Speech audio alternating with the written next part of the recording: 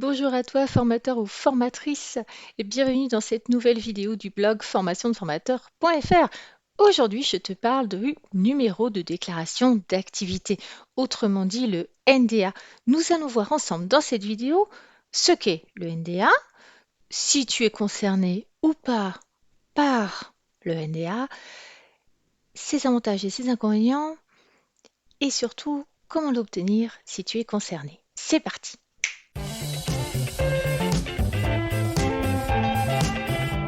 Alors, si tu as encore des questions, bien sûr, après cette vidéo, n'hésite pas à m'en faire part dans les commentaires ci-dessous. Tu peux aussi, bien sûr, t'abonner si ce n'est pas déjà fait, et puis liker et partager parce que ça m'aide vraiment. Merci beaucoup. Alors, tout d'abord, définissons ensemble ce qu'est ce fameux NDA. Alors, non, ce n'est pas un agrément, non, ce n'est pas un numéro d'agrément, mais ça veut dire numéro de déclaration d'activité. C'est une autorisation délivrée en France à tous les organismes de formation qui, bien évidemment, en font la demande. Il permet à ces organismes, y compris les formateurs indépendants, de proposer des formations professionnelles reconnues et donc légales. Ce numéro, comme on va le voir, il est obtenu après un processus de demande que tu vas faire auprès de la DRITS, ça veut dire Direction régionale de l'économie, de l'emploi, du travail et des solidarités. Ouh. Alors bien sûr, donc ça veut dire que pour donner des formations de manière légale, j'ai bien dit légale, eh bien il te faut faire cette fameuse déclaration auprès de ta DRITS ou de la DITS si tu habites en Guadeloupe par exemple ou à La Réunion. Alors c'est super important parce que ça te permettra d'être reconnu comme organisme de formation et d'exercer tes activités bien sûr en toute légalité. Alors question que tu te poses peut-être, c'est es-tu concerné par le NDA? Alors bien sûr, d'abord, peut-être que tu te demandes qui peut être formateur, qui peut devenir formateur si toi tu peux le faire. Alors je t'invite dans ces cas-là à regarder la vidéo dont je mets le lien en dessous. Mais oui, bien sûr, en France, le marché de la formation, il est ouvert en fait à peu près à tout le monde, que tu sois une personne physique ou morale, une entité privée ou publique. Oh, tu vas arrêter de faire durer le suspense longtemps, là. Bon, tu vas nous le dire si on est concerné ou pas. Moi, je suis formatrice indépendante, là. Je suis en autre entreprise. Est-ce que je dois avoir ce NDA? Voilà. Tu peux répondre à la question?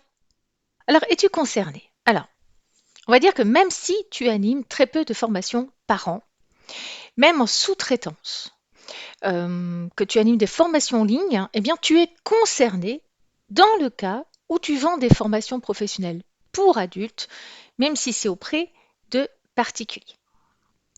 Donc, les formateurs indépendants, peut-être comme toi, en tout cas comme moi, même si tu es au régime micro-entreprise, auto-entrepreneur, hein, en entreprise individuelle, eh bien, tu dois aussi te plier à cette règle si tu veux proposer des formations professionnelles. Mais si je le fais pas au juste là, je, je risque quoi? On va me mettre en prison?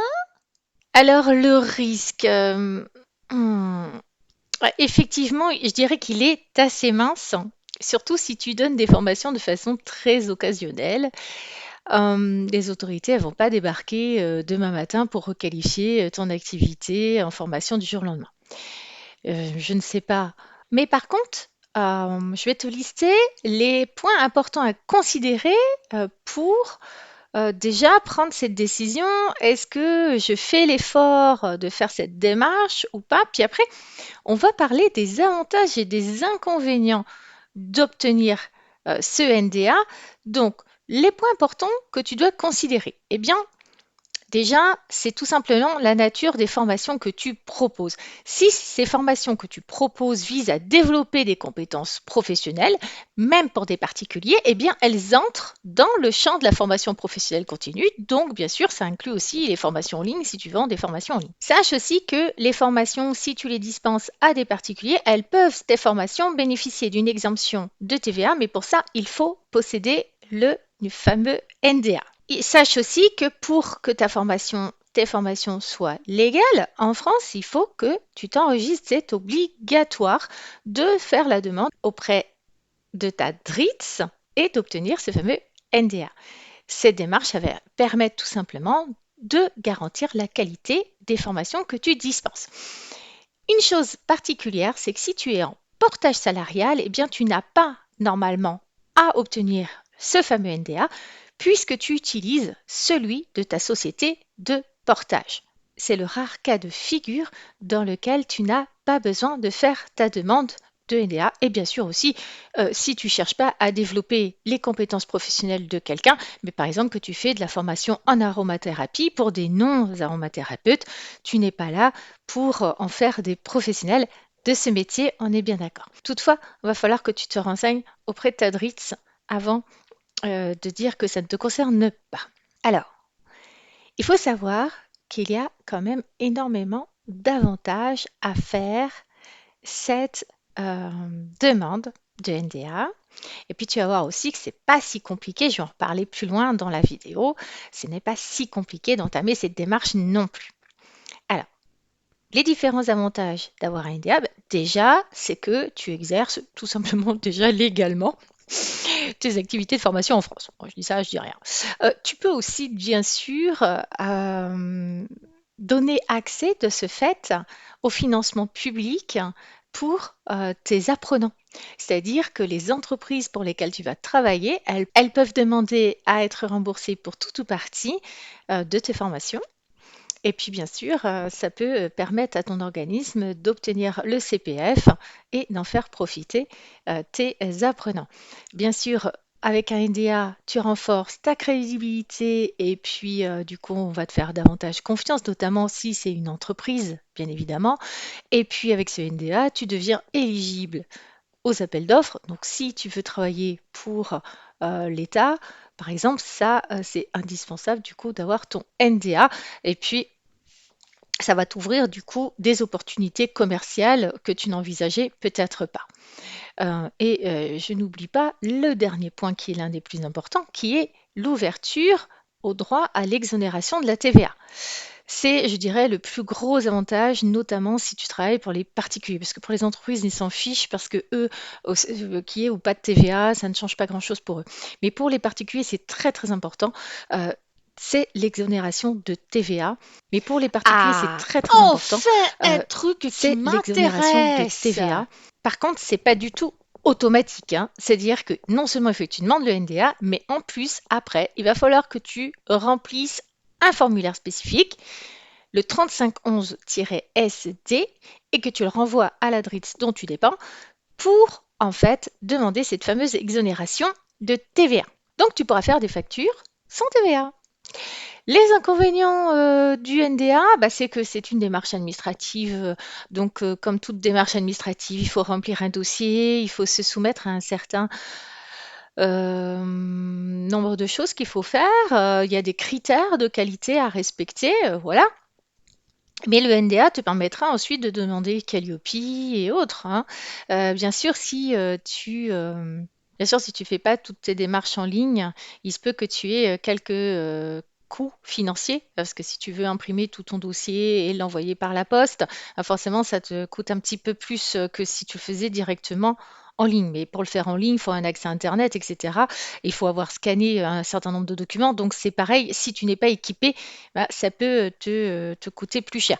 Aujourd'hui, avec un smartphone, on peut quand même faire pas mal de choses, mais c'est sûr que ça peut être aussi un frein pour toi. Et alors, dernier point sur le fait d'avoir un NDA, c'est que ça va t'obliger tous les ans à remplir ce qu'on appelle le bilan pédagogique et financier. Si tu ne sais pas ce que c'est, j'ai écrit un petit article à ce sujet et j'ai fait aussi une petite vidéo que je te mets en lien dans les commentaires. Donc, je dirais qu'en résumé, bien que l'obtention d'un NDA offre des avantages significatifs, il est quand même important pour toi de considérer les implications administratives et financières et de voir si tu es bien concerné ou pas par ce NDA. Ça vaut le coup d'aller sur le site de la DRITS, tu trouveras le lien en dessous pour voir, pour te renseigner, pour voir si vraiment ça te concerne ou pas. Bon, c'est bien gentil tout ça. Mais tu vas nous le dire comment on fait pour l'obtenir ce NDA maintenant qu'on est persuadé qu'il faut qu'on l'ait? Oui, alors justement, j'allais y venir. Comment faire pour obtenir ton NDA? Alors, la première étape, si ce n'est pas déjà fait, c'est de créer tout simplement ta structure juridique. Donc pour ça, il va falloir que tu choisisses ton statut, soit en entreprise individuelle, soit en EURL, en SARL, en SAS, etc. Pareil, j'ai écrit un petit article à ce sujet, mais en fait, il va te falloir pour entamer la démarche d'obtention du NDA, avoir un SIREN. D'accord? Donc, si tu n'as pas créé ta structure juridique, eh bien, c'est le moment. Et puis, si tu as créé ta structure juridique, eh bien, il faut que tu retrouves les documents, notamment l'extrait CABIS, qui justifie de l'obtention de ton SIREN.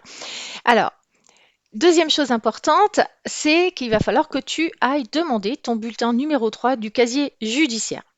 C'est essentiel, tout simplement, pour montrer que tu peux exercer légalement des activités de formation. Donc ça, ça se commande sur Internet, c'est assez facile à faire. Tu trouveras tous les liens en dessous.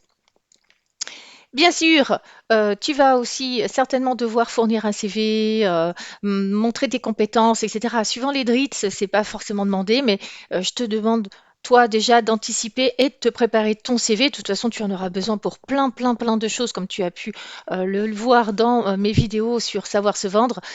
Tu auras besoin de ton CV pour faire des réponses à appel d'offres, pour travailler en sous-traitance pour des organismes de formation, pour travailler pour des écoles, etc. Donc, si ce n'est pas déjà fait, eh bien, vas-y, fais ton CV, c'est le moment. Alors, l'étape la plus cruciale, je dirais, dans l'obtention du NDA, c'est de réaliser ta première prestation de formation payante. C'est-à-dire qu'il faut que celle-ci, tu l'aies facturée. Et là, en fait, en fonction de la DRITS dont tu dépends, tu vas pouvoir leur fournir ce dont ils ont besoin, notamment une convention de formation ou un bon de commande, une facture ou un contrat de formation. C'est la base de ce qu'ils vont te demander. Donc, il faut que cette première formation, elle ait eu lieu, que tu aies une fiche de présence, etc.